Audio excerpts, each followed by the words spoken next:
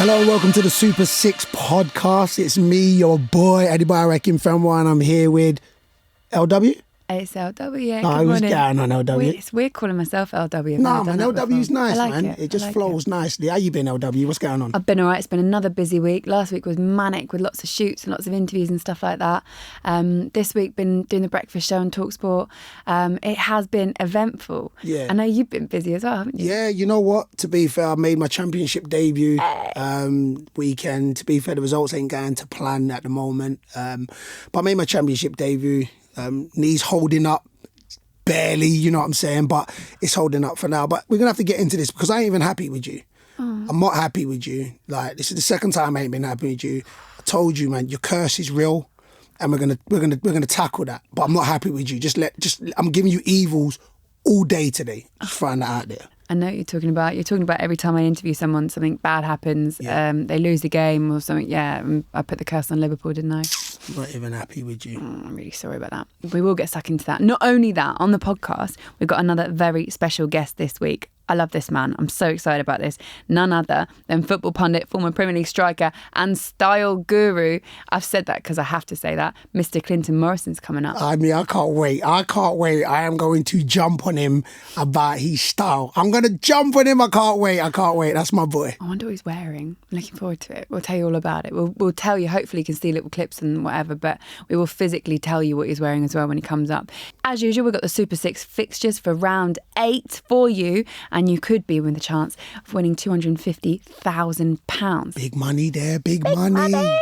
If you want to follow us on Twitter, @Super6, that's the handle. And if you want to get involved and ping in some questions, #Super6podcast. Let's get into it. Let's go. LW, I told you I'm not happy with you. The curse, it struck again. On my guy, you know. I know. So first, I told you I wasn't happy. You went to go meet Klopp, didn't say hello from me. And then, after that, my boy get injured for the season. I've never seen you look so sad. Listen, I'm devastated. It was a double whammy for me. So I made my championship debut. I was all gassed and I was happy and we lost. So that kind of hurt me. And then after I come in after losing, I find that VVD out for the season. Oh, jeez. I know. If you missed last week's episode, we were talking about this curse that I seem to have where I interview somebody and straight after they lose the game or something bad happens.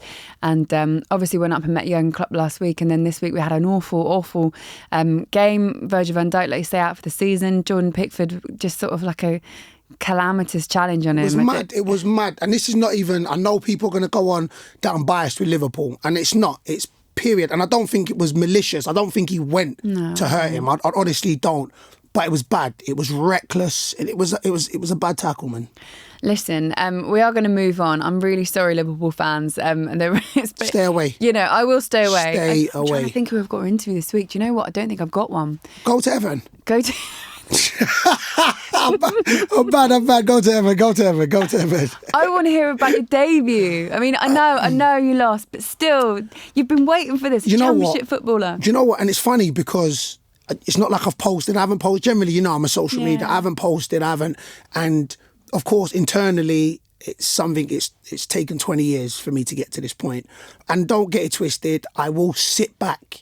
And I have to myself, you know what, B, you're a championship player, you've done it, you know, for all the people that said you haven't. And listen, but for myself, we're at a point where, listen, I know I'm not fit yet, and I know right now it's a bit turbulent with the results going. And for me, it's just, for myself personally, and I'm trying to seep this energy through to Wickham, is I'm not just at the championship to make up numbers. I'm not just here to be to tick boxes. So I think that's the reason why I haven't made a big thing for myself to be I'm a championship player. Don't get it twisted. I've noted it. I've stuck a pin in it. But when we start changing it around, and I truly believe we will, that is when I will celebrate what the achievement I've done. But yeah, it was nice. I ain't going to lie. It was nice to get out there. It's been, 20 years to get here. It's 12, 13 weeks post-op to get out there. So it's good in the sense where I'm a couple weeks ahead of schedule. Just unfortunately, we're getting punished right now for every little mistake, and that's just a step up. We knew it'd be difficult, but man, you got to embrace the challenges. You just got to get out of it, haven't you? Because when you're in this sort of run where the results aren't coming, but the performances are getting better, it's like you just need a little bit of luck, and it becomes more about that string of losses rather than just the individual game on its own. Yeah, 100%. Momentum is the most powerful thing, and it can go for you and go against you. And at the moment, it just feels that it's just not for us. I mean, we played top of the table Reading yesterday, and they had one shot on target and scored the one goal, and that's just what's happening. So you kind of, as much as you want to take it for an isolated game, you get bunched into 6 games, whereas the last 2 games, the performances have been there. You know, Reading were holding on, Millwall were holding on, but we just haven't got that luck. But listen, a couple of years ago, we were playing against, and no disrespect to them, Grimsby away, Aki, Hartlepool. I'm saying now we're playing Millwall, Reading, and got Norwich on the weekend. So they're the positives we've got to take. But like I said, anybody that knows me knows I'm a fighter. And in a sense where we're not just here to make up numbers. So trust me, we will continue to take it to every team we play. On the lighter side of things, just tell me a little bit about what your goalkeeper did. So we were, I think it was late in the second half, and they get a free kick, and the defender takes a quick one, tries to lob our keeper. Don't get twisted, he does wonderful to get back, but as he tips it over the bar, he steps on the net and the whole net just breaks. So then the game stops for a good 10 minutes while our groundsman fixed the goal in net. It's something we didn't need, in the sense where we're like, we're waiting for our nets to get re-put back up like we're at the marshes on a Sunday. But listen, fortunately, the goals didn't go in at that time. But yeah, that's what happens. I guess that's the lighter side of football. There we go. We like to end the section on a lighter note. Next up, we are going to be joined by the man himself, Clinton Morrison. Now, last week we had Mikel Antonio on, and that set a standard, didn't it? 100%. Level came quite high. Yeah. This week we have to follow it up with someone, and if he can't do it with the way he speaks, he certainly does it with the way that he dresses. Clinton Morrison, welcome. Wow, thanks for having me. I've got big shoes to fill. I'm ready, though. I'm ready. My guy, let me quickly just jump on you out here, because LW told me about your dress sense and how meticulous you are when you go on the TV and that. Talk to me, yeah? How long does it take for you to get dressed? Do you plan it the night before, spread it out, look at yourself in the mirror and be like, bam, bam, bam? Or do you just, on the day, do it? Talk to me, bro. Talk me to the process. This guy, you're hitting the nail right on the head. Let me tell you something. I go to my missus. I say to my missus, hey, does this look good? And then she says, yeah, that looks good. And she goes, but I know what you're going to do. An hour later, you're going to come down with another suit and say, does that look good? So I come down, I have 4 of them and all my shirts, my shoes and stuff like that. And I say, which one look good? Then we decide. It takes a couple of hours. She starts getting mad, frustrated. And then all of a sudden I go, oh, no, but the other one. She says, no, get lost now. You're doing my head in. So I do. The night before, I always plan. Yeah. But the one thing I like to do, I like to iron my own shirts, mate. Do you? I get the steamer out, put the ironing board up, and I steam the shirt. So no one can say, I can't moan at anyone to say my shirt don't look good. Moan at myself. Yeah, say nothing. I mean? Let's say that, because you know LW don't iron her shirts. I know. I don't know what she's doing. Shirts and that. Say nothing. You see, my man does it himself. Steam it. Steam it. Steam it. I don't even have a steamer. What's that from? What do you mean? Steam iron. Just get a steam iron. Oh, at the top of the iron. Yeah, just steam it. Press the steam on it, and you can do it. I really don't use an iron. Let me just quickly tell you a quick story. Yeah. See, when I was growing up, my parents made me, at a young age, iron their uniform for work. Made me do it. Really? At a young age. So I hate it with a passion now. I rarely wear shirts, and if I wear a blazer, so I don't iron now. I refuse to iron. I ain't gonna lie. So they may catch me and do me an LW, big man, iron your shirt. But anyway, say no. You know what? I just looked down, and actually this is not ironed. Yeah, no, it's all right though. You can get away with it. You get away. You can say it was meant to be like it that. It was. It's crinkle cut, whatever you call it. Do you know what I mean? Do you know what I have to bring up? Because when we talk about your dress sense, it's the thing that makes me laugh the most ever is when you were on Soccer Saturday or Soccer Special, and you looked so smart. You were in a 3-piece suit, and your waistcoat basically sort of came down. LW, why do you bring that up? Why do you bring that up? We're talking. I don't know. Let me know the story. That was a social media hit. Go I'll tell you why it was. They found it. So basically, I'm there with my suit. I'm looking. I feel I look 100. I feel I'm looking the best. Yeah. Got my suit on, but the waistcoat's a different kind of waistcoat, and it's up here, but it looks like I'm wearing high trousers. So what they did is they made it on Soccer AM. They put it up on the Saturday and said, look at Clinton with his high-waisted trousers. And when I looked at it, it did. So I took another look. See it there? Look. No way. It's crazy. And I still get stick now about it. So that suit's gone. I don't wear that. I don't wear the waistcoat anymore. Yeah, the waistcoat's gone. It's in the bin. No waistcoat anymore.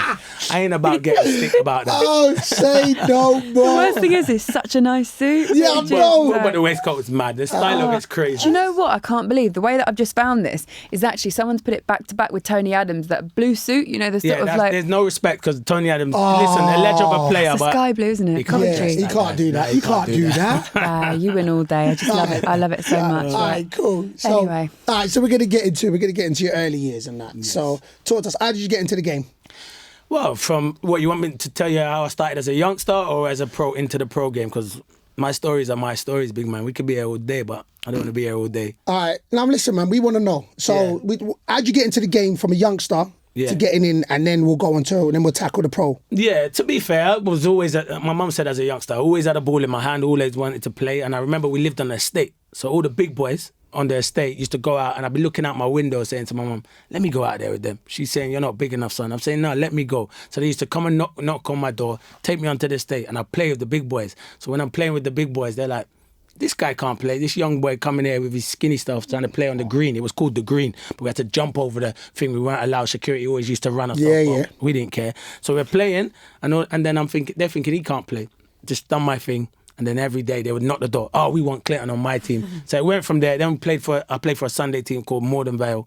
We had a few players that went on to go and make pro. In particular, Clinton Morrison now, he's doing a good job at, and he went to my school as well. So we had a lot of players that went on to be professionals. And then from there, went on trial and stuff at Millwall, Chelsea. And then I signed for Tottenham as a schoolboy from 14 to 16, playing with Ledley King and Luke Young. Ledley King was unreal at that age group. And I just always remember, I told the story not too long ago, Mum, because she's the diamond in it. My house, she's the diamond. The single mum is the diamond. I had to take 4 buses to go to White Hart Lane to train from school, dragging my sister who's moaning. I don't want to go and watch him train. I want to go and do my girl stuff. I'm saying, no, in the long run, you will benefit. Just come with me and that. So I was there for 2 years, playing as, did it from 14 to 16.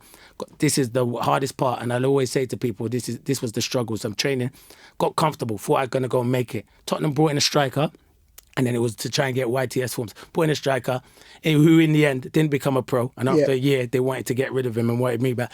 But then all of a sudden, they came to me and said, we're not going to offer you YTS. So then my world just collapsed, because I supported Tottenham as a youngster, still do now. My world just collapsed and just basically thought, I don't want to play football. So just said, I'm not playing. Just Which is at the age of 16? Yeah, age of 16. I said to my mum, I'm not playing. So all that time, my mum said, hold on, from 10, 11, 12, bringing you to football, travelling you think you're going to give up now after me sacrificing so many stuff to make you the person you are? You ain't going to go on the street and be hanging around with your friends and think you can do the rude boy thing, because I'll slap you back into back into shape. That's what she'll say. You're not doing that, she said. And everyone knows in South London, she's well known, because she's the type of person, when I was playing on the pitch, if I wasn't playing well, she'll come on the pitch, start cussing me, shaking me up, saying, you need to do better. I'd argue with her, and then I'd go back on the pitch and score 2 or 3 goals, and it had that effect. So that is what, so you ask anyone in South London about Miss Morris, she don't play, and she will cuss any player, but she wasn't cussing them, she was trying to motivate them to be better.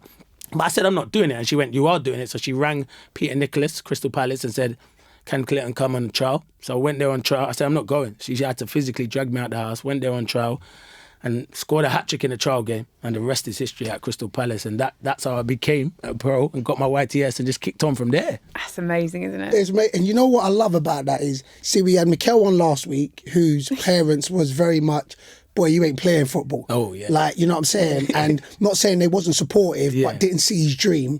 And we got you this week that said, listen, Mumsy said, let me tell you something. I'm sacrificing this. Best believe you're making it as a footballer. And it's just, it's a beautiful thing to see different dynamics of different supports, or which motivates and perseveres through. So that's decent, man. What was it like, Clinton? So like when you made it and when you properly became a professional and you started playing like first team football regularly, how did your life change? And what was it kind of, it must have just been a complete different step up. To be fair, my life don't change. What I am, listen, when I was younger, and a lot of people would say he had an attitude, and I'm like, I got a chip on my shoulder. But they'll say that because of where I brought up and the way I speak and stuff like that. And when I went on the pitch, I wanted to be the best. So if I'm there and there's a scrap going on or an argument, I'm going to that person, you're not about it, so you're not going to do anything on the pitch. Not going to do nothing off the pitch, so be quiet. But that wasn't me being a bad boy. That was me basically trying to up my game, getting the defenders' heads or whoever's there to put them off their game. Go on, Winty. Not just like the opposition though. Didn't you go up to, like when you were a youngster, didn't you go up to the person whose position you wanted to fill? Yeah. So when I was YTS, we'd play on a YTS game when I was 16, and I'd score a hat trick, and then we had to go to the first team game and help out with the kit. But you have to realise we're in the first team dressing room. They're getting ready for a big game. Bruce Dyer, who was my good friend and still is my good friend now, I'd always say to him, "Hey, gaffer," and I went to the gaffer at the time, Steve Coppell, "How is he playing? Play me. I've just scored a hat trick in the youth team." This is before the first team have to play. I said, "Play me. I'm better than him. Play me. I should be in this team. I'm better than him." But obviously, that was just me being the way I was. So let me ask you then, where did this confidence come from? Always had it in me. Always had it. I've just always believed in myself from whatever I had to do. I know the struggles I had as a youngster growing up. With my mum and that, living in the States and stuff like that, going upstairs, seeing weird people on the stairs when I'm walking up, sprinting up the stairs thinking, who's this madman behind me on the stairs in the estate? So I'm saying, I want to be a professional to get my mum out of this and my sister out of it and have a good and comfortable life. So I was determined to be a professional, whatever I could do.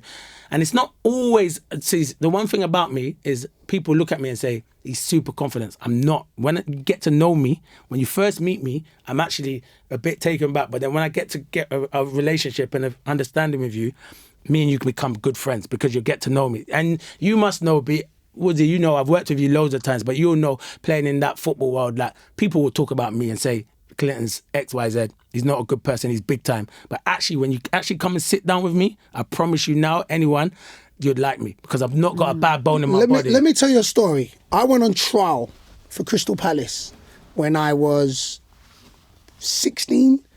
So you and Steve Cabba was there. So Cabs was in the team that I was trialling with. You was first team. So he was my year. So you was first team. So I came with the training, and these two, him and Cab, were the loudest brothers I knew, and they're strikers. So I'm a big boy, like I'm a big boy. So I always expect, like, listen, but I'm from London, so we're all from London. So I'm like, boom. When I come in, the man go know and kind of be easy around me. Clint, from then, Clint knew he was the man. Like he didn't sugarcoat nothing. He was like, give me the ball, yo, I've got this. And I remember just seeing confidence, but this is on the football pitch. I didn't know him personally. I was on trial, and Cabba the same. Cabba, confidence, and I knew early on that you had to have an element. Listen, I always had self-belief in me, but from then when I saw it, and in the Prem at the time, I was like, yo, you've got to have a obscene amount of confidence in your own ability. And I learned that straight off. I was only there for a couple of weeks, and I see it, and you constantly made that impression on me until I played against you and met you. So no, I like him. At them times he was big time to me, because I ain't gonna lie, I was like, this boy big time, man. You know that's what I'm saying. I'm playing. But he's playing, B's playing, but there will be other people out there who will think he is big time. But that's the way I had to bring myself got the best out of myself on the football pitch, to be that kind of guy. If you actually meet me face to face, I'm not that guy. Listen, everyone that played against me used to want to beat me up on the pitch, but off the pitch they'll be like, he's a different guy. It was just the way I was, how I could get myself going on the. But yeah, when I was younger, he is right. I did come across like, I'm the. I want to know. So LW, I'm gonna elaborate on LW's question. When did you realise, or when was the first time you realised, I've got money now? That's what was the most. I wanted to know. That was when did you know to yourself? So you know where you've come from, where you came from. When did you to yourself? You was like, of course there was. There's a question where you're like, where was the most lavish? Where you was like, listen, I'm gonna go spoil myself. But when did you know? You're like, I got money now. You know when I knew? God. When I said, Mum, forget that flat there. You know, like it's a thing. Like it was such a struggle. We were in rent arrears, you know? So we had to pay the council rent arrears. We were struggling to pay the rent arrears. And at the time, I didn't have the money. I'm on £45 a week. YTS. It's a struggle. So I'm saying, Mum, you know that rent arrears thing? Don't watch that. I've got this. So got the pro, said to the council, don't harm my mum. Putting her stress. I can see the stress she's under. There's the money. Said, Mum, we're out of it. Went and bought a big yard, big yard in Shirley. And then I said I passed my test till late. That was the only downside of driving. So Mum had to drive me everywhere to football. So I said, Mum, what we're getting at? So back then, the BMW, I bought a BMW convertible 330 series. I said, Mum, there's your car. Let's go. And that's when I knew I'd made it. Mum was there. She had to get the bus. It was a struggle. Now she's there, convertible down, roof down, sunglasses on, everything. What did she say? She said, you don't have to do that, son. Like, you don't have to do that. I don't want anything from you. I said, Mum, if without you, I'm not going to be there, the person I am today. Because you know what? You have to realise, a lot of people have their mum and dad. I just had a mum, and it was difficult. And I'll tell you something else as well, but a lot of people don't know. But I'm going to be honest on here because I'm not really honest. See, my name, I wasn't Clinton Morrison. I wasn't Clinton Morrison. I changed my name at 16 when I could. I was my dad's. I was Clinton Chambers. I was a Chambers. So when people now see me and go, hold on, you were Clinton Chambers at school. I changed it when I got to 16 and changed it to Clinton Morrison. Listen, I speak to my dad now because we built up a kind of relationship. It will never be the same because I believe he could have at least sent birthday cards. It doesn't matter if a mum and dad split up. You should still go and look for your kids. And I needed a role model as a father sometimes because when I was younger, I was bad behaved. I was being in trouble at school and stuff like that. And Mum, she played the father, the mother, everything you could. So as soon as I made it, she was the first one to get a reward. And that's what I say to people, like, if you're not going to be with the parent, make sure you look after the kids. And that's what I've always said. You have to be a role model. And that was my role model. And then when I did that, and then I bought other cars and jewellery and stuff like that. And then that's when I knew I'd made it. I even bought my sister a car, even though sometimes she don't deserve it because she's too rude. Whoa, hang on a minute. Didn't she come with you though? You said she was forced. Yeah, she came with me. But once now she's too rude. So I think to myself, why did I buy it? But no, I'm only joking. Do you know what? One thing I want to ask you about that people don't know about you as well. A lot of people don't know about you. Tell us about when Palace were in trouble financially. And you played for free for a while. Yeah, to be fair, I was a youngster.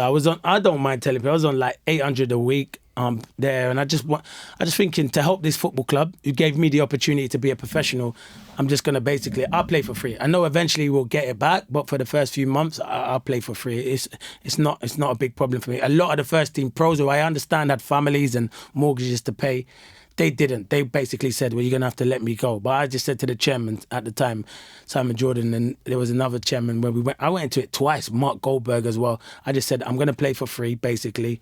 And that's just the way. And you know what? I feel if you do not good stuff for people, eventually things will come back. Yeah. That's a big thing. Yeah. Like, I know you tried to pan it off like, it was an everyday. To play for free. Yeah. And look, you could have got injured. You could have got, you know what I'm saying? So that's a big thing for you, man. Salute, my brother. Because you know what, bruv? I don't think people nowadays would nowhere near this. That's why times have changed. Of course. They've changed massively. Listen, if it was on bigger wages, it might have been different. But back then, if I could help the club in any way I could, I did it. And that's the way I want it to be fair. All right, so you made your debut 1998? Yeah. How did that feel? How did that feel to make your debut walking on the pitch? How did it feel? It was magnificent. To be fair, it was the best feeling ever. It was the end of the Premier League season. Palace had been relegated. It was against Sheffield Wednesday, so it was a 0-0 game. And I'm looking and I'm thinking, come on, man, like, you might as well get me on. I'm thinking, let's go. Come on, I'm ready. I believe if I get on this pitch, I'm going to score a goal. Yeah.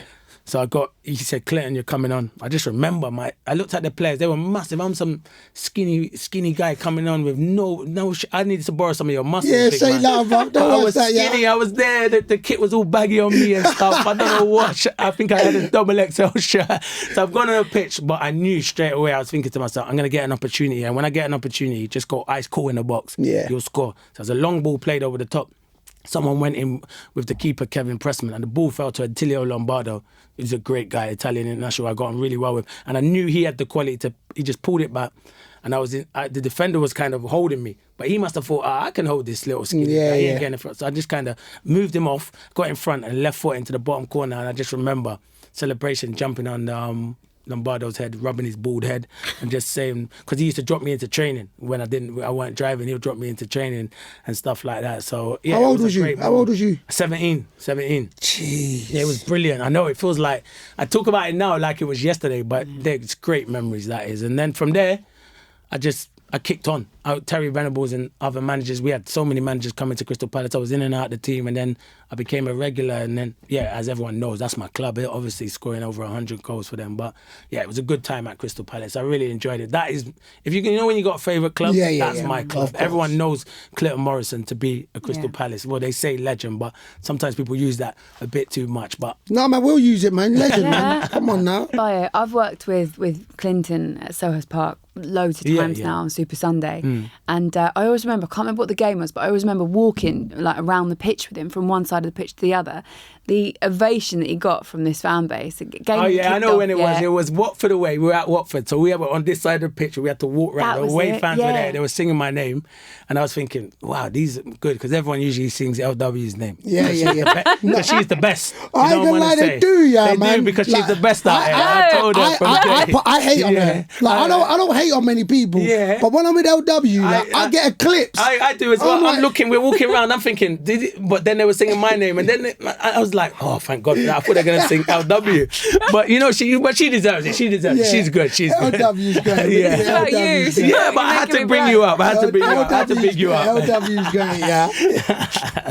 Anyway, tell him about what happened. So we walked past. You're right. It was Watford, wasn't it? Yeah, they were just singing my name. It was crazy. It kind of, like goosebumps on the back of your neck. You think you haven't played for them for a long time, and then the whole fans are singing your name, and you feel, them awkward where you're like, all right, give me a little clap, because I'm a bit old now. But keep going, one of those, keep going. It was tipping it down that day. I remember that now. Yeah, it was absolutely tipping it down. You deserve it, man.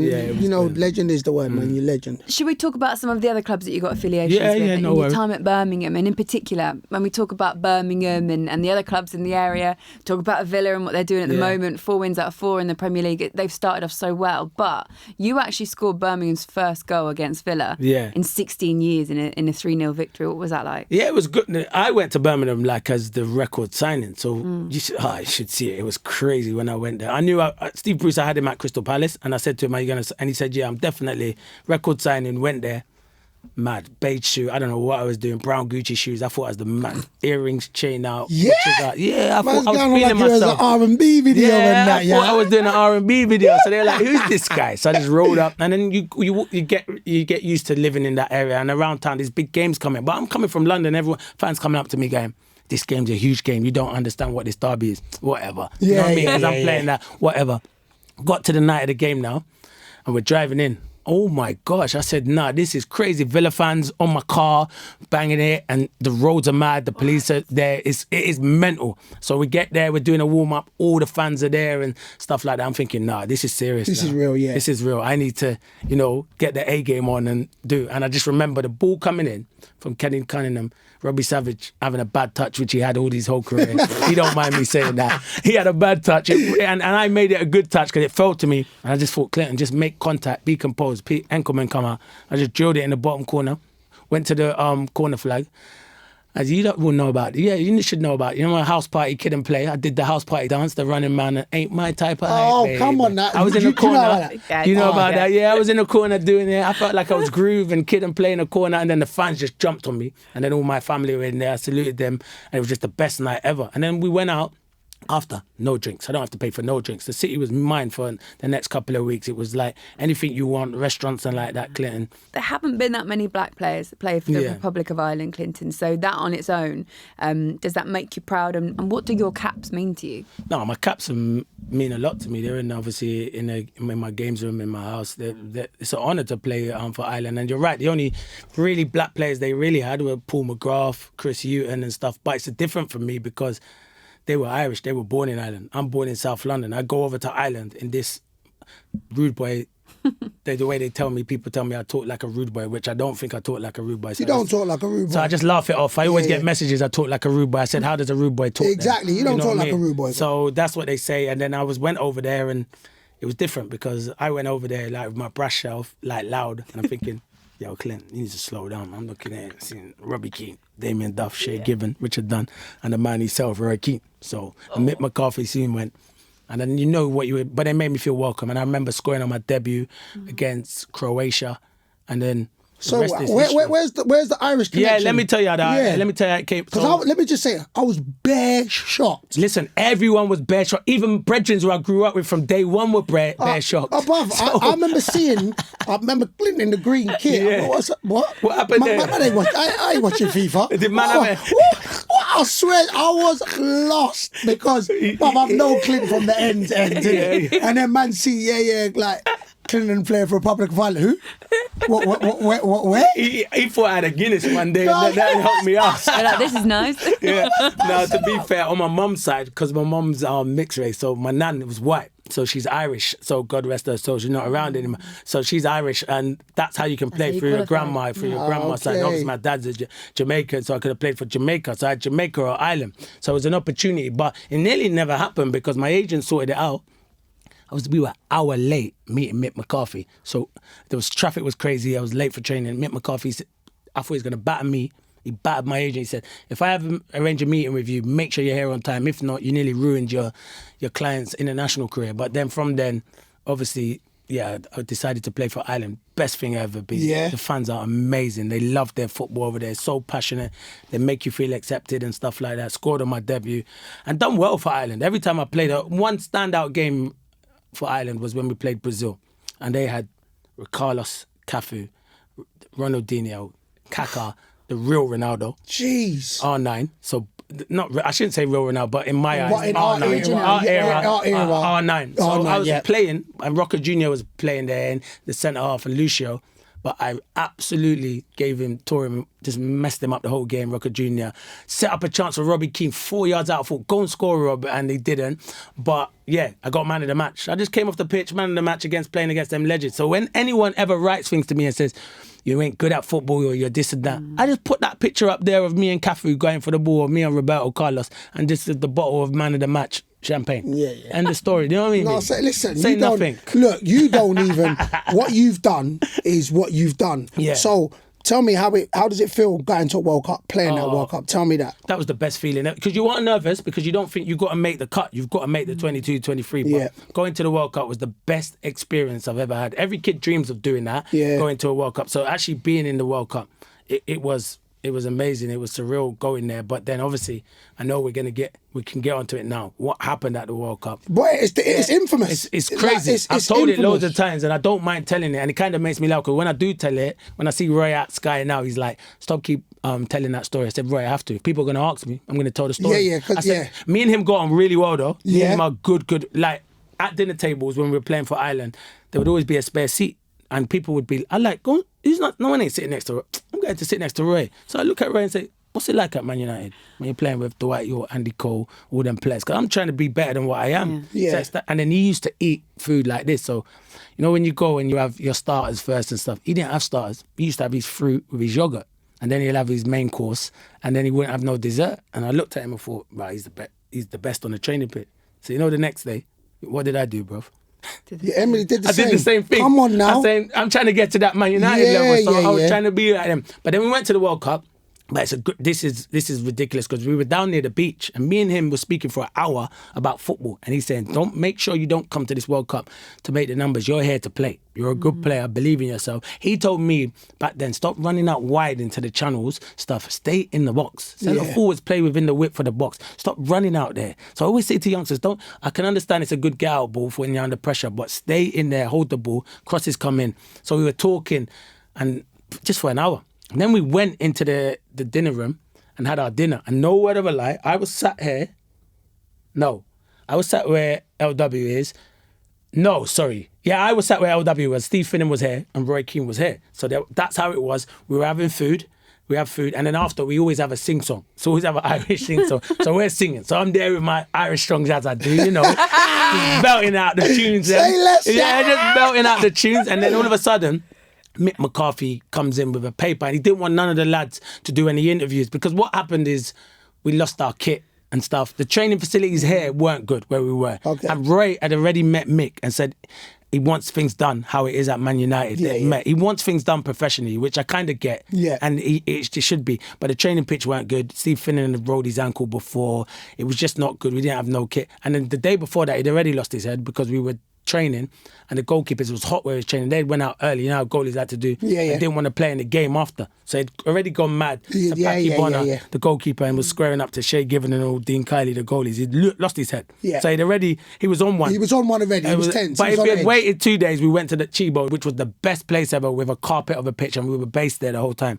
But he was on one. So he did an interview about losing the kit and not flying, because he got us into first class, because it used to be the FAI officials that were there and we used to be in economy. He said, how can that happen? So he got it changed during once in a flight and we went to first class. See me, I'm like, geez, this first class, yeah? I was there dancing in there at the front. Come on. I was ordering all my stuff. I need Roy Keane at Wickham, yeah? That's what I'm saying. Come on, Keno. Jeez. So he'd done the interview and he was just having a go. But I just believe in that situation, all things could have been done differently. Yeah. Mick could have known Roy's a hothead and he flips at the best of time. So maybe he could have pulled him in one-on-one and say, don't do this. So he got the paper and he said, what is this? And Roy went, yeah, I've done an interview. And he went, I told you not to. He's like, I don't care. I've done an interview. It's not been good enough, basically. This. And everyone probably agreed with him. It wasn't good enough.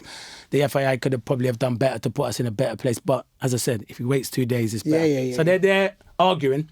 But I'm sitting there and I'm thinking, this is crazy. We're at a World Cup. The manager is arguing in front of the players at a dinner table with Roy. So he's like, and Roy Keane goes, well, basically, you was a bad footballer and you're a bad manager anyway. I was like, oh my gosh. And then he said something. Mick went back to him and said something about, well, when you were playing and you had an injury, you didn't want to come because you're... And then Roy went, well, I had an injury. And he said, no, you just wanted to go back to your club. He said, no, I had an injury. So what you talk about? So they were asking. And then he went, and you're not even Irish anyway, you're English. And I was like, oh my gosh. So when that came out... Is that Keno saying it to Yeah, to Mick. Because obviously Mick was not born in Ireland. Keno is. So I then put my head on the table. Yeah, because you're like, don't put me in that. Don't put me in that bracket. Don't put me in that bracket, Keno. I'm friends with you, do you know what I mean? Don't put me in that bracket. Please don't put me in that bracket. So all of a sudden, I've just gone... I've looked around and thought, I can't believe what I'm seeing. Yeah. But then obviously, boom, he's got up, Roy Keane. But then Mick's a big guy and they're walking. And I'm thinking, these two are coming close to each other.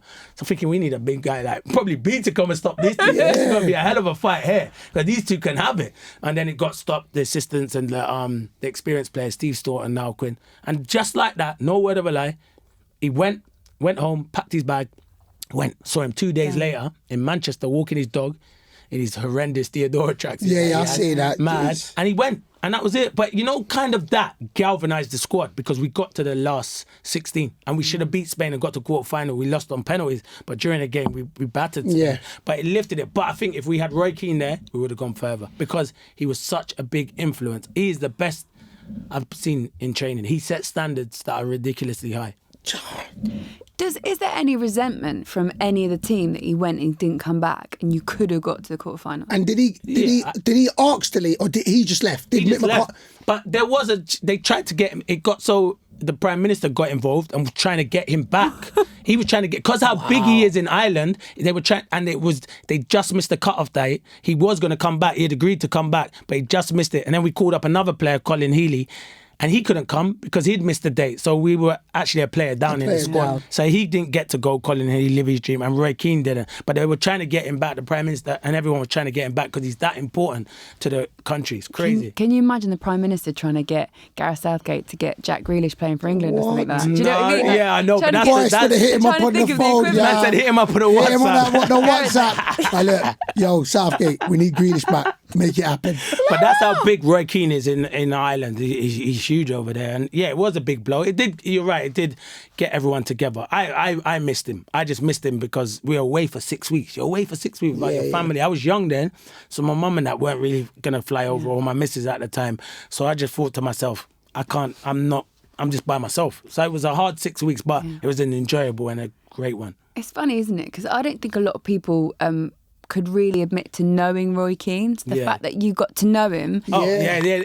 He's a hard person to get inside, but I get on well with him. It's like I seen him before I started doing the media stuff. He said to me at a game, I said, all right, Roy, how's things? He's like, you all right? He's like, you like talking about me, but that's all good, Clinton, because I like you. But he said, one thing I will say, you're doing well on the TV, because you know what?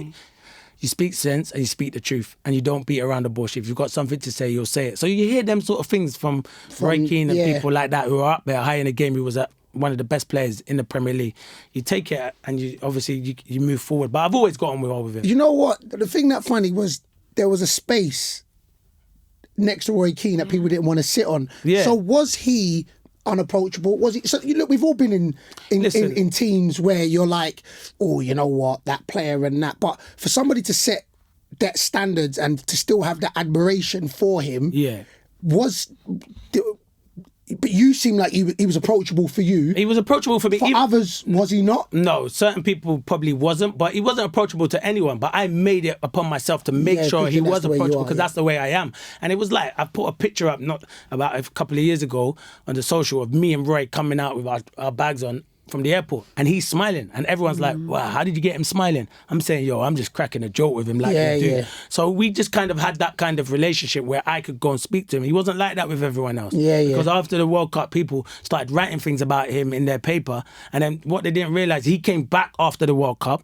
So the same people that were writing stuff were a bit, whoa, they thought Roy had finished from international. Nah, he was there and he made it known he didn't like them and he wasn't about to be engaging with them or talking with them. But I found it good. I always remember, and I forgot to tell you that one night we were out. It was before he gave me a bad pass. He gave me a bad pass in a game, and then I got a story after this, but he gave me a bad pass in a game. But it's a bad, so I'm looked at and he's moaning at me because he liked to moan at everyone because his standards were high. So he gave me a bad pass. So I looked at him and was like, that's a rubbish pass. I kissed my teeth and kept it moving, put my hands in the air. But he looked at me like, like I knew at halftime it was on. So we're walking into the halftime, but I'm looking. So I'm looking at the other teammates thinking, these man ain't got my back. Yeah. Like Kev Kilban was my roommate. I was like, you got my back? This guy I was like, nah, I don't think you have. You know what? I'm on it. So I'm in the change room, but I'm thinking to myself, if it goes, I'm on it. Like, I'm giving it my all. Sorry, look, I've got to pause. The reason why I've got to pause, because that it seems like Roy Keane was that guy in the sense where, look, you know me, I'm a laugher, I'm a joker, I'm that. But I've never been in a changing room where everybody was uneasy about the dude wanting to scrap. Yeah. So I've never been. So even if say me and you catch up on the pitch and we're on the team, I'm like, yo, fix up, man. Yeah. But, and you're like, fix up. So at half time, you wouldn't think, right, B's gonna come in and we're gonna scrap. Yeah. So I get that. That's because of the way he was as a character. He put everybody on edge. Even like someone like a Damien Duff, who was unplayable for Ireland when he was playing with Chelsea with Robin.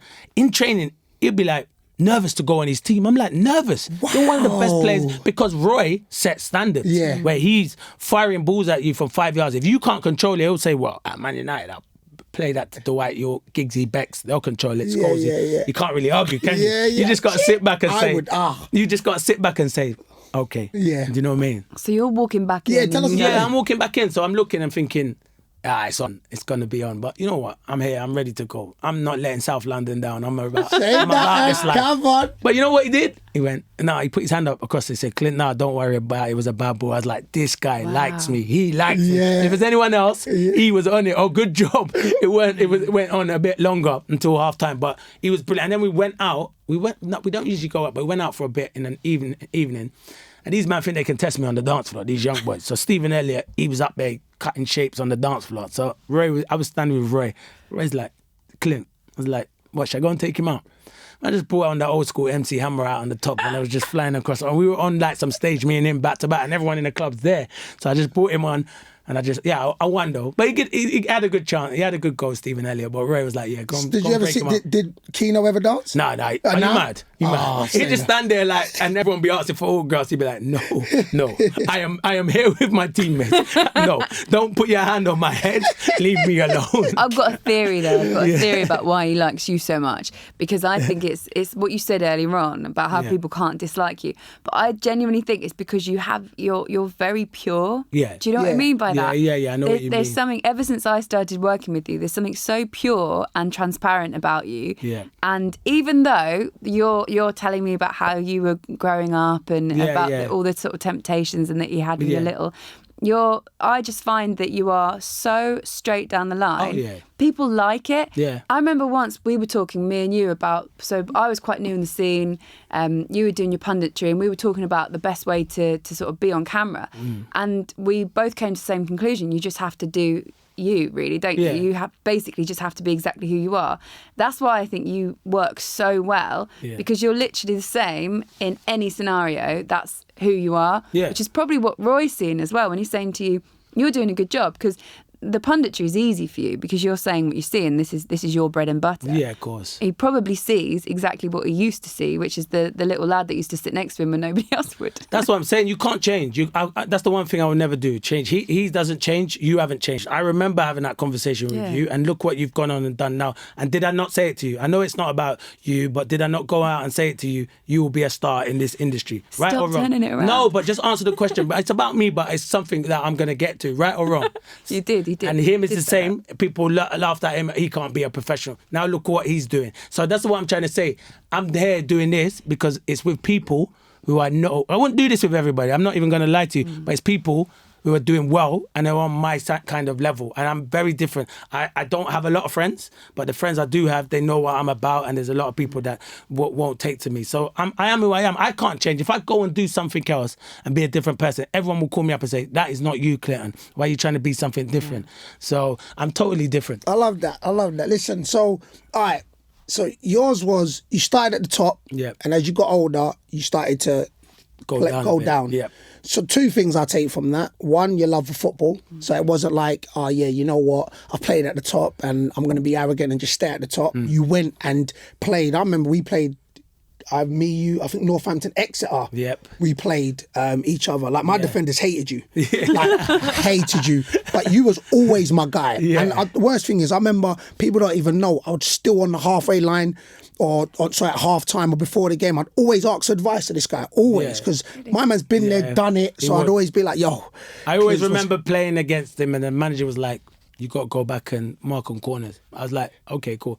Who am I marking? Bayo. I said, no, I'm not marking. So what I'm doing is, I said he's way too strong. He's going to throw me off like a child. But then we would just be talking. But what I would do is, before the ball comes in, I'm trying to put him off because I'm saying, B, are you all right? Yeah, but you're cool. That's yeah, but when you're playing that. So I'm trying to talk to him like, because I don't, if the ball comes in the box, it's a mismatch. He's saying, Clinton, get off me. And I can't defend anyway. So basically, I'm talking to him, just carry on talking to him, and then think to myself, all right. But you know, when you're playing against him, you know what you're going to get and stuff like that. So for me, I always say, look, learn off those that have done it. And he's always, worst thing, he's not blowing smoke, but he's always had time. Always be like, listen, play as long as you can. Listen, play to your strengths. Always. So how did you find the transition from playing at the top to playing in the lower levels? How did you find it? Yeah, that's a great question, and it was difficult because when you're playing with better players and then you realise, they can't do it at that level, you start moaning.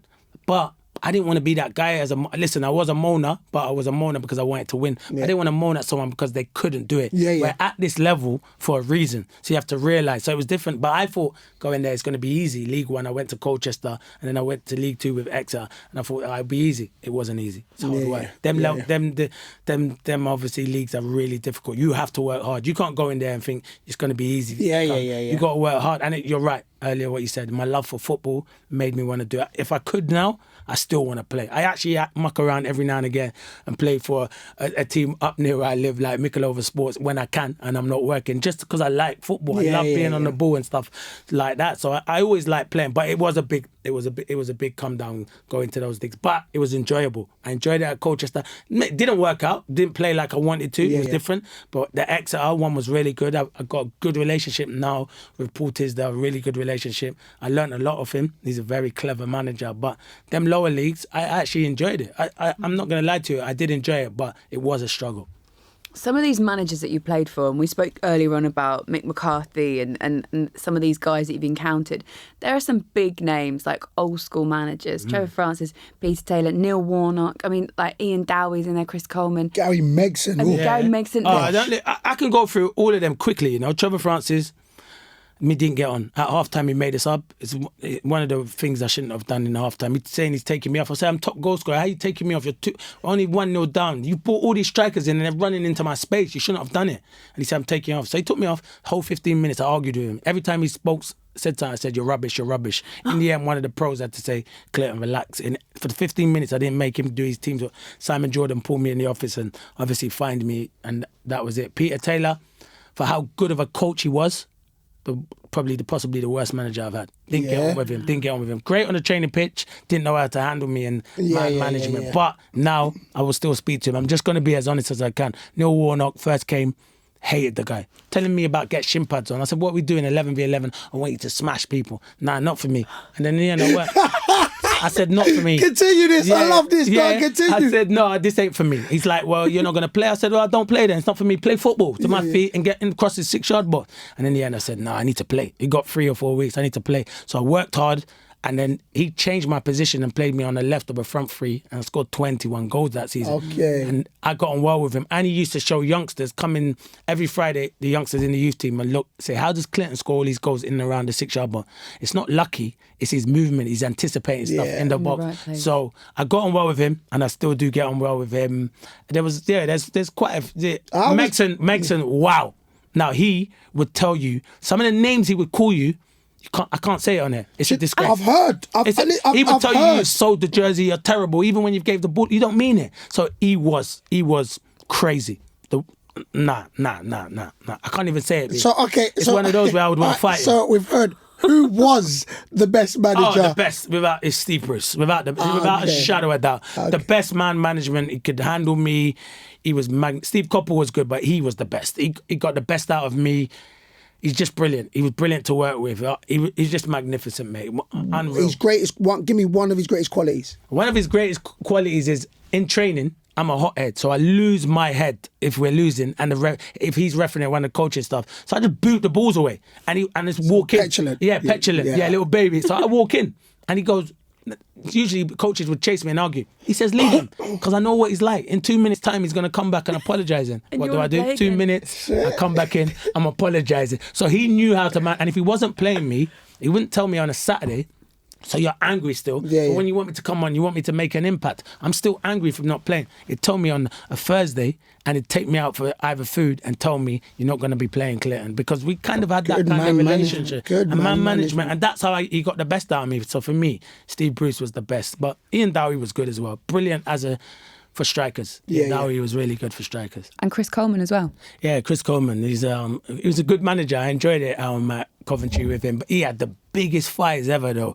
His thighs. He came out onto the training pitch, and this guy, you could see he was a tough centre half. Yeah. His thighs were ridiculous, and he was a big Did he wear man. short shorts? Yeah, short shorts. Oh, them man there, shorts you know. showing off his thighs. I know them man there. You know, a manager should wear tracksuits, but he's man. Them short shorts to show off his thighs. But yeah, he was kind of a big guy. But we played a game. We were away at Cardiff. We were at home at Cardiff. And we played a game, and it was me again having an argument with him. This guy, exactly, picked up the skip and threw it. You know the big skips, the big boot skips? Yeah. He picked up the skip and he threw it, but he didn't throw it so it was going to hit me, but he threw it in anger against the wall, but it was like in my direction. Yeah. Looked at him like, what? This guy's kind of big and hench, because the boots were still in there. So I'm saying, wow. So I was like, you know what? The boy said, oh, Clint, be quiet, man. He's gone. I said, all right, I'll be quiet. But what he didn't realise is that I lived in London, he lived in London. I was dropping him back home in the car, and I lift home. So I had to, on the way home, we're driving, but for half an hour, we're not talking. Then all of a sudden, he cracks a joke, and he's like, you know, I didn't mean to, I wasn't throwing that skip at you. And then we spoke for the whole time. But can you imagine, I'm driving my manager home. So I dropped him home, and then I went home, because I only live 15 minutes from him. So I dropped him home. It's crazy, innit, football, that I'm dropping managers home. That can't happen nowadays. That is mad. So for half an hour, we're not talking. But I'm there, like, you know, you want to ring after a game. You want to ring your people, innit? He's sat in there, he's on loudspeaker. I'm like, oh. Quick question, what music was you listening to? No, I had to have the radio. Oh. You know when you want to listen to, and then all of a sudden, I just dropped it and then put some R&B. Put some R&B in there, and then I said, I'm not listening to this. We're all right now. And then that was it. And then he started nodding his head. I said, he's feeling it. Let's get back home to London. Love that. I can't get the image of his shorts. Oh, no, my God. They're normal shorts, but you can see the because he's thighs got are crazy. Big thighs. Yeah, I call them short shorts. Short shorts. I know what you're thinking, like the hot pants. Yeah, them short man, they walk out like that. Like Troy wears. Yeah, he wears them short shorts. Oh, Of course he does. No, he does. I don't know what he's doing with them shorts. Do you know who else wears shorts? Rafa Benitez. When he was at Newcastle. No way. I promise you. I went to the training ground like when he was still at Newcastle and it was snowing. There was snow on the ground and he walked down the He ain't got big fight. That's what I'm saying. What's he doing? Man, I put them tracksuit on, man. What about that man there, yeah? what's he doing? And they went, he always does that. He looked like a PE teacher. Damn Like right. a He would have had a hat on as well, innit? Brilliant. Oh, jeez. Oh, funny. Oh, too much. Oh, good times. I'm really interested in your relationship with Simon Jordan and the fact that you cross over even to this day. You're both in the world of media together. Yeah. I imagine it was turbulent at times. But He was big time. He came in big time with his fake tan and stuff. I used to tell him, nah, he can't tell me. One game we came in. The manager He's the chairman, came in. right? Yeah, he's He the was the chairman. chairman. Oh. Yeah, he came in. So he came in once, and the manager's saying so. I said to him, "Shut up, man. It's your fault we've lost 10 on the bounce. You're rubbish." And chairman comes in and said, he used to call me a pest. He calls me a pest. That's what he wrote in his book. I said, "Don't call me." I said, "Oh, be quiet, you man. You signed all these managers." And he was like, "All right, Clinton, you're bordering on." So I just did that. He hates people kissing their teeth at him. He said, "Do not ever kiss your teeth at me again or you will never play for this football club again." And I was so tempted to do it again. Yeah. But I didn't, 'cause I had to respect him. And that was one of our first arguments. But for me, he's the best chairman I had. Because you know what he would do? And I don't tell people this story much, but it was near the end of the season. It was about 7 games to go. He's like, "I bet you can't be top goal scorer." By then, we had a bad boy striker in Mick and Dougie Friedman. They were both up there, and they were both ahead of me or one behind me. So there was them two, and I was like, "All right, cool." So he's like, "I bet you won't be top goal scorer." So I said, "What are we gonna bet?" And he's like, "What do you want?" So I was gonna say, "Yo, I might just say a Bentley," but he's like, "No, Clinton, be serious, something." So I said, "All right, a watch." So I said, "A watch. I bet your watch that I'll be top goal scorer." So I was top goal scorer. So at the end of the season, the awards, he put on great awards. He used to go at the Dorchester, the Grosvenor, a great end of season award. He was brilliant. He loved it. That's the type of person he is. Yeah. And he said it on the mic. "Yep, I had a bet with Clinton that he wouldn't be top goal scorer, and he proved me wrong." And he gave me this big green thing, opened it, some gold-plated Rolex. Wow. Yeah. Jeez. I said, "Chairman, you are true to your word." And the Rolex, it was just there, just flashing, beaming at me. And I was like, he is the man. And that's what he was. And then every time I scored goals, I would always run over to the side of the pitch and do, that kind of celebration. Yeah, like your money. Yeah, you're right. Because the goal bonus, Yeah. really good. I said, "You're the man." Them goal bonuses were crazy. Them ones there, yeah. I don't know that feeling, bruv. You ain't never seen me. Have you ever seen the B celebrate by shaking his hat? Not me, I used to do it to him, and he'd look at me and be going, "Don't do that." And I was like, "Oh, sorry. Don't see that there's other players on there." But no, the relationship, he kind of helped me with the media world as well. He got me into it, and he said people need to listen to him. He said he's misunderstood. When you get to know Clinton and what type of person he is, you'll appreciate him. And he got me in, and I credit him. Listen, a lot of people don't get Simon Jordan, but when you actually sit down and talk to him one-on-one, he's a good guy. The only thing I don't like, is he uses stupid big words when he doesn't need to. I said, "Why are you using those big words? Just say normal words that I understand." And Yeah. Well, I'll translate to you after. Them ones there. So do you think you lot click because, like you said, you've described him a bit like yourself? Yes. Like misunderstood. Yes. Until you sit down and have a conversation. Yes. Yeah. So 2 things. One, did you ever think you would go into the media world, be a pundit? Like, one, and how you finding it? That's the best question, man. Me going to the media. I ain't gonna lie, bro. It's the same. I did not be thinking I would be seeing Clinton be chatting about football, and I ain't gonna lie. But go on. No, people used to say, "Clinton, I know football. I watch every football from non-league. I watch every game up. I don't disrespect football. I love football. Every day I watch football." But the first time I went onto Sky and did football, the comments that were coming in, "What is this rude boy doing on the TV? I came off and I went home and went, this ain't for me. And the woman at Sky was like, "Clinton, stick with it. I promise you, it will be for you.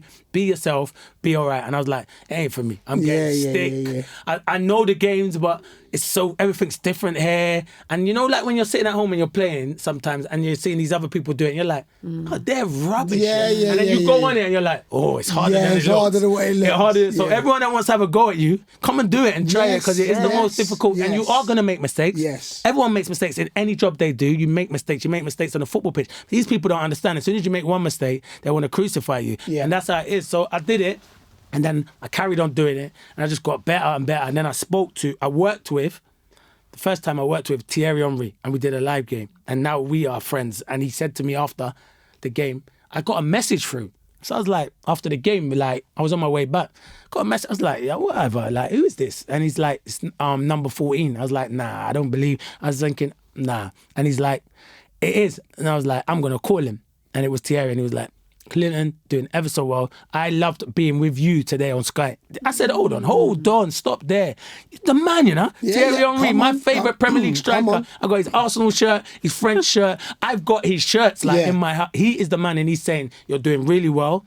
Keep going. He helped me out on a few things. Like, he was talking about when a team evolve. He said evolve is when they change their football style of football. So I was asking him stuff, and he was like, you know what I like is your asking stuff. You want to be better. So he helped me massively. We still speak now, but the one who helped me immensely was Ian Wright.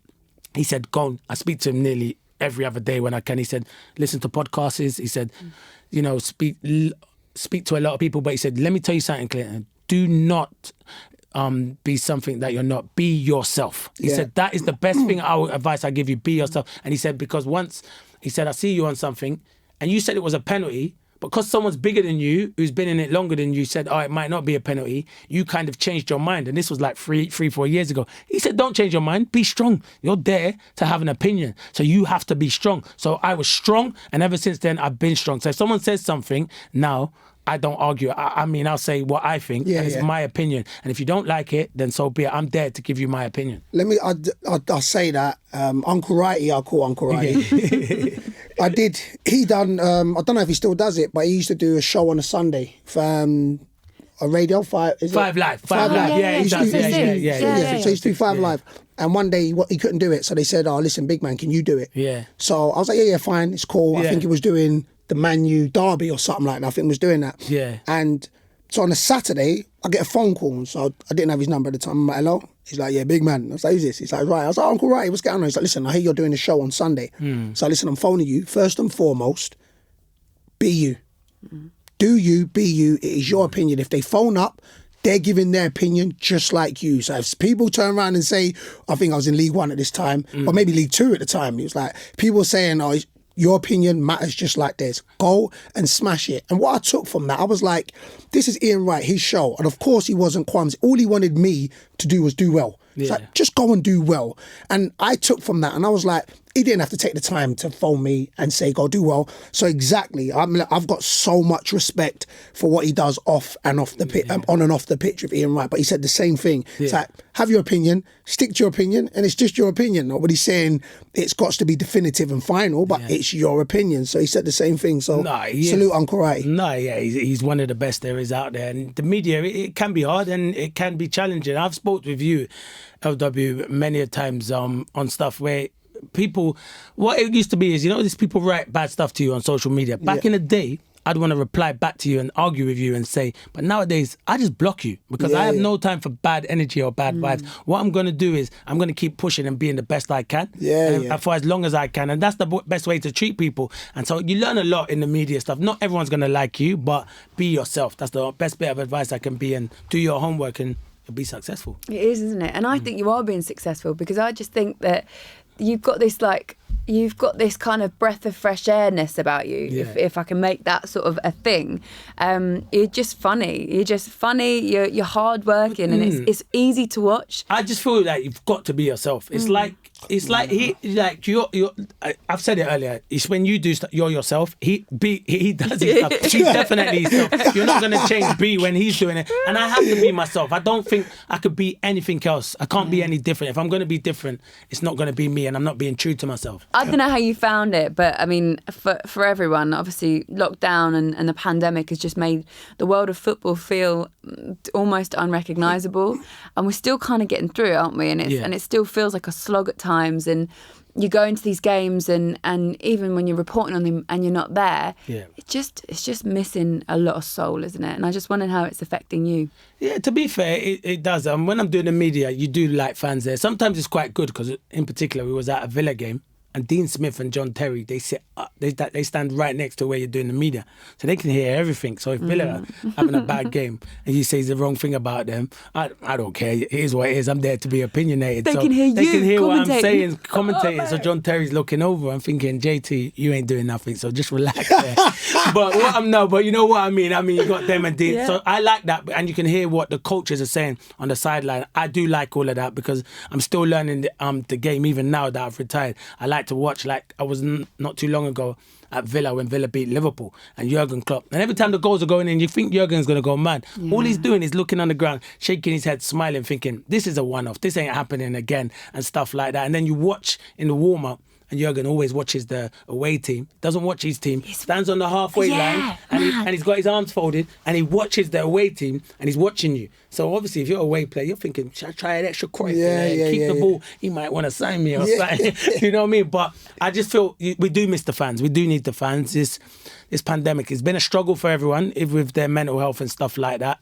During the COVID, the lockdown, I was putting on too much weight. Even my son said, yo, Dad, you're getting a belly out here. Like my two sons, I was getting a belly. So I lost 1.5 stone during it and just trained every day. Did stuff at home. So I feel things like that helped me because I feel like if I'm in the house all the time, because I'm a happy-go-lucky guy, I'm going to go mad and we're going to end up having arguments at home. So it's best I go and keep active. So it is difficult, but everyone has to stay strong in this.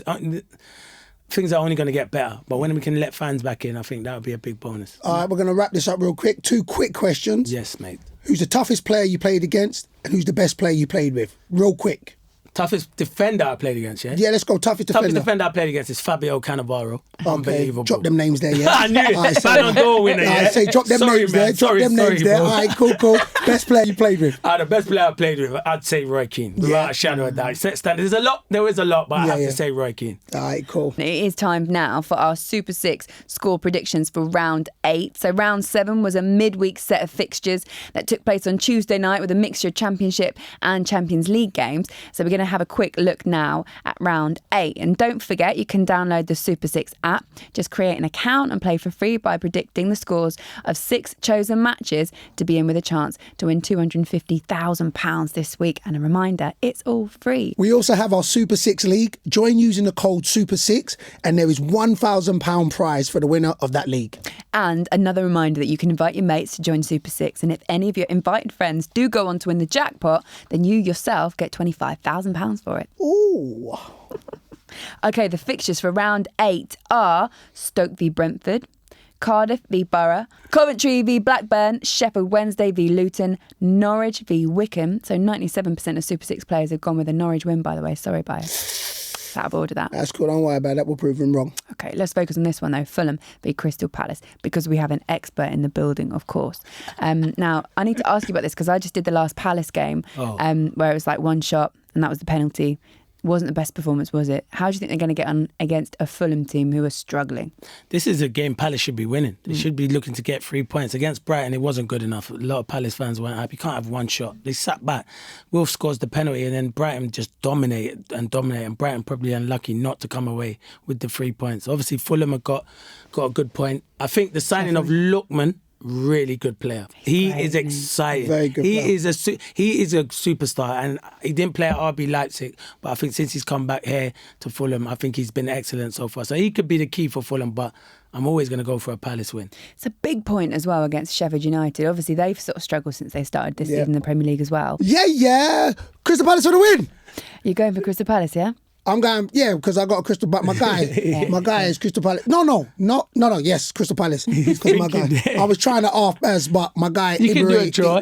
You know what? I'm going to go for a draw. Yeah, good draw. I'm going to go for a draw. I'm going to go for a 1-1 draw. 1-1 draw. Yeah. I'm going to go for a Crystal Palace win. I'm going to say 2-0. I'm going to go for a Palace win, 2-1. Are you? Okay. There we go. We've done that. It's a mixture of everything.